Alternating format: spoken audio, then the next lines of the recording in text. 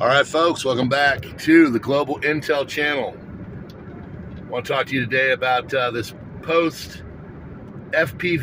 strike on portions of air bases in the largest country on earth. The one that has got Mad Vlad running it. You might want to rush into it, if you know what I mean. Sorry, I'm speaking in this way, but sometimes if you say things, you get hindered. So, FPV drone strike attack by the Z-Man and the forces of the West happened, and they did a really tactful job, and they did a lot of damage. 40 of the major Tu-95s and Tu-22s supposedly were taken out. There are video or satellite footage of all of that showing that something really bad happened. 5 different air bases. There's also attacks on the strategic nuclear submarine base. All in all, a very effective, long played out strike of about 18 months from what we understand. Now the problem is, now you've got the aftermath. Today there are major talks in Istanbul between both sides. So where do we go from here? What happens with those talks? So everybody's showing up, that's the good news. But I think the Z-Man and team thought that this is going to give them some leverage, but now the largest country on earth is basically threatening to give a retaliation like we've never seen. They said an unprecedented. So what that looks like, what that means, who knows? Of course, some people think it means we're splitting atoms. So we'll just have to see. What I know is this. We are going to be seeing a lot of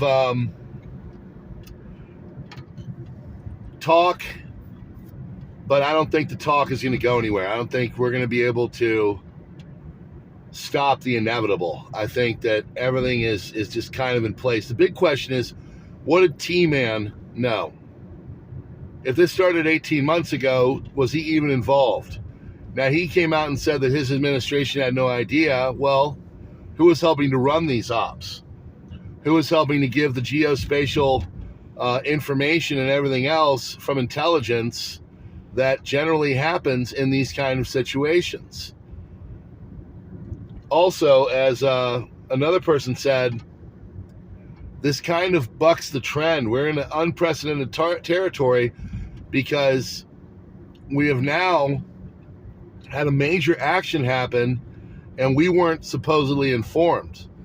So what does that mean? Are there more of these, going on? What is the retaliation? What will the largest country on earth think to do with all this? Are they going to,